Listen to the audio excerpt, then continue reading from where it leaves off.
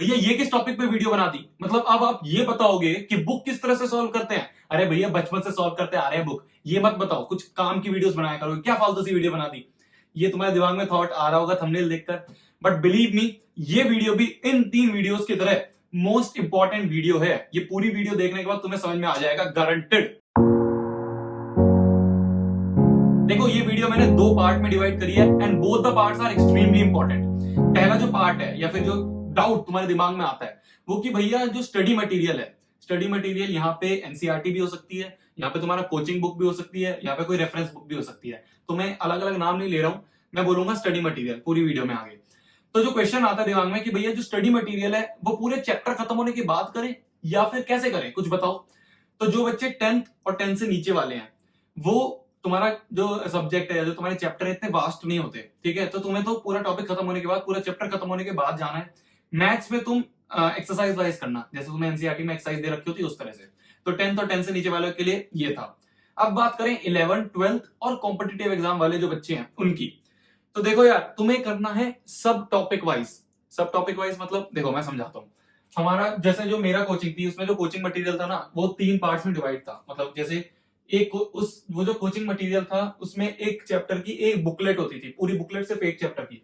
उसमें 3 एक्सरसाइज होती थी, एक होती थी एक्सरसाइज 1, एक होती थी एक्सरसाइज 2, एक होती थी एक्सरसाइज नंबर 3, ठीक है। और तीनों को उन्होंने जो पूरे क्वेश्चंस थे उनको सब टॉपिक्स में डिवाइड कर रखा था तीनों एक्सरसाइज में। ये इजी थी, ये उससे हार्ड, ये सबसे हार्ड एक्सरसाइज, इस तरह से था। तो जो सब टॉपिक्स थे उसके लिए उन्होंने क्वेश्चंस डिवाइड कर रखे थे। तुम्हें भी ऐसे ही करना है कि जब क्वेश्चन जो तुम्हारा सब टॉपिक है वो खत्म हुआ, अब उसके क्वेश्चंस लगा लिए इस एक्सरसाइज में से, इस एक्सरसाइज में से, इस से। फिर उसके बाद जो सेकंड टॉपिक खत्म हुआ, फिर इसमें से भी वो वाले सब टॉपिक, वाले सब टॉपिक, वाले सब टॉपिक के क्वेश्चंस, इस तरह से करना है। अगर तुम ये सोचोगे कि भैया पहले पूरा चैप्टर कर लेता हूं, पहले पूरी थ्योरी कंप्लीट कर लेता हूं, पूरे नोट्स कर लेता हूं, उसके बाद मैं स्टडी मटेरियल पे उतरूंगा, तो ये बहुत डिफिकल्ट हो जाएगा तुम्हारे लिए, क्योंकि तुम्हारा सिलेबस बहुत वास्ट है। एक चैप्टर में तुम्हें अब 10th की तरह नहीं है कि 20-30 क्वेश्चन करने हैं, तुम्हें 200-300 मिनिमम क्वेश्चन होते हैं, 200 जो कि तुम्हें एक चैप्टर में करने होते हैं। तो अगर तुम वैसे करोगे तो भाई मतलब मान लो तुमने नोट पढ़ लिए, फिर उसके बाद अब तुम्हारे सामने 200 क्वेश्चन है, तो कंसिस्टेंसी बनाना बहुत ज्यादा डिफिकल्ट रह जाता है। इसलिए मेरा ये सजेशन है कि तुम सब टॉपिक वाइज करना। ओके, अब आते हैं पार्ट 2 ऑफ दिस वीडियो में, जो कि एक्सट्रीमली इंपॉर्टेंट पार्ट है इस वीडियो का। ये एक सजेशन है जो कि पूरे YouTube में तुम्हें कोई नहीं देगा और किसी भी टीचर से पूछ लोगे वो नहीं बताएगा, इस चीज की गारंटी मैं लिख के दे सकता हूं। मान लो एक सिचुएशन मानते हैं कि क्लास में टीचर है, उस टीचर ने तुम्हें स्टडी मटेरियल के जो चैप्टर पढ़ा रहा है उसके स्टडी मटेरियल के 10 सवाल होमवर्क में दे दिए, ठीक है। अब बच्चे क्या करेंगे, एक कॉपी उठाएंगे जिसमें वो करते हैं सॉल्व और उसमें करके ले आएंगे होमवर्क। अब मैं उनका कॉपी नहीं उठा रहे, जिसमें सॉल्व करा है वो नहीं देखेंगे। अब ये देखते हैं कि उन जो बच्चे हैं उन बच्चों की शीट उठाते हैं, फिर वो जो स्टडी मटेरियल से उठाते हैं। तुम्हें 3 टाइप के बच्चे दिखेंगे। पहला जो टाइप होगा वो तुम ये देख सकते हो, इसकी अगर तुम स्टडी मटेरियल उठाओगे तो तुम्हें ये भी नहीं लगेगा कि इसने स्टडी जो तुम्हारा शीट है उसे उठाया भी या नहीं।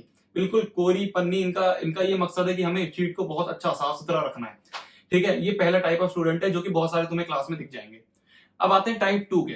टाइप 2 ये है कि भाई इन्होंने क्वेश्चन सॉल्व करे हैं, लग रहा है कि क्वेश्चन सॉल्व करे हैं, है ना, कि जो क्वेश्चन हो गए उसको टिक कर दिया और जो क्वेश्चन नहीं हुए या फिर जिसमें डाउट है उसमें गोला लगा दिया। ये भी कुछ मात्रा में तुम्हें दिख जाएंगे, ज्यादा नहीं दिखेंगे। ये थोड़े स्मार्ट वाले बच्चे हैं जो कि स्मार्ट वर्क कर रहे हैं। अब आते हैं टाइप 3 में, जो कि तुम्हें पूरी क्लास में 1 या 2 दिखेगा या फिर शायद बिल्कुल भी ना दिखे। ये टाइप 3 स्टूडेंट की ये है शीट या फिर ये है स्टडी मटेरियल। इसमें तुम ये देख सकते हो कि उसने सॉल्व करा है, सॉल्व करने के बाद उसे टिक या गोला भी लगाया है, जिसमें डाउट है उसमें गोला लगाया है, जो कि हो गया है, उस पर टिक लगाया है। साथ में उसने पेज नंबर भी लिखा है। अब भैया ये पेज नंबर किसके हैं, ये पेज नंबर वो है उस कॉपी के जिस कॉपी में उसने सॉल्व करा है, ठीक है। जिस कॉपी में उसने सॉल्व करा उसमें उसने पेज नंबर लिख रखे हैं, और जिसमें जहां पे उसने सॉल्यूशन करा है उस वो वाला पेज नंबर शीट में भी लिख दिया। कि भाई इसका फायदा क्या होगा भैया, मान लो बाद में 1 साल बाद जब तुम वापस कॉम्पिटिटिव एग्जाम के लिए तैयारी करोगे तो तुम वापस उठाओगे रिवीजन के लिए, अब तुम वापस उसे सॉल्व करोगे और मान लो तुम्हें कहीं से डाउट आ गया या फिर तुम्हें कहीं पे कुछ क्वेश्चन में परेशानी आ गई, तो क्या होगा, जब टाइप 1 और टाइप 2 वाले स्टूडेंट्स हैं वो तो ढूंढते ही रह जाएंगे कहां पे सॉल्व करा था। ये वाला जो बंदा है इसका 1 घंटा 2 घंटा बच जाएगा। ये ठीक है, ये उठाएगा कॉपी, अच्छा इस वाले पेज में कर रखा है, ठीक है, गए इस टॉपिक में उठाया, अच्छा जो परेशानी थी जो उसने सॉल्व कर रखा था खुद का सॉल्यूशन वो देखा, बंद करा, हो गया सॉल्व। ये बहुत बड़ा फायदा है, ठीक है। ये तुम्हें अभी समझ में नहीं आएगा अगर तुम अभी 11th में घुसे हो या फिर अभी स्टार्ट करा तुमने कॉम्पिटिटिव एग्जाम की तैयारी करना।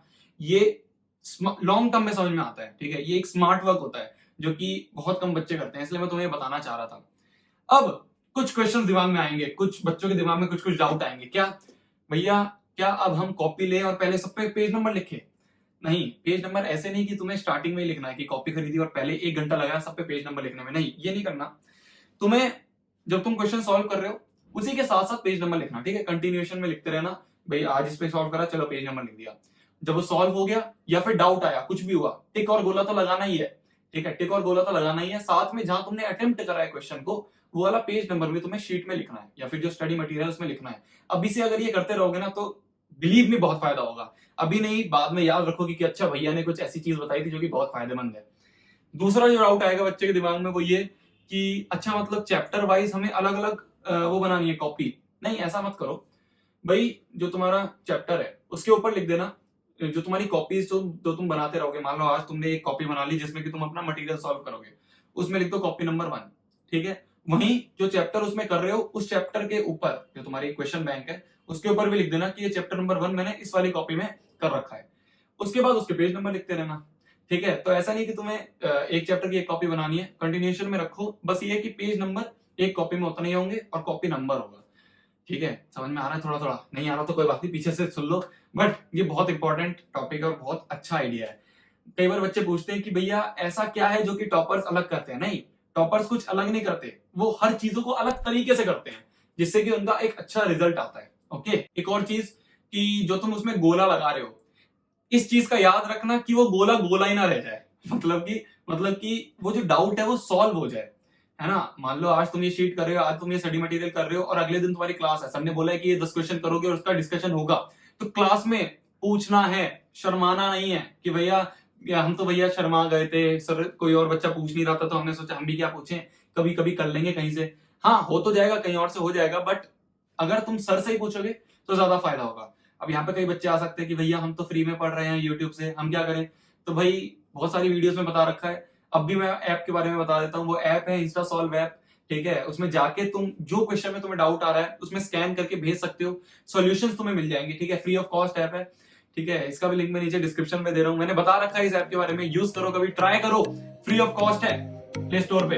ओके, तो अभी के लिए इतना ही, तब तक के लिए भाई पढ़ना है, फोड़ना है, कहर मचा देना और आग लगा देनी। आई होप ये वाली वीडियो में तुम्हें कुछ अच्छा लगा होगा, कुछ यूजफुल इंफॉर्मेशन तुम्हें मिली होगी। चलते हैं, बाय बाय, चलो पढ़ लो, बाय, बाय बाय।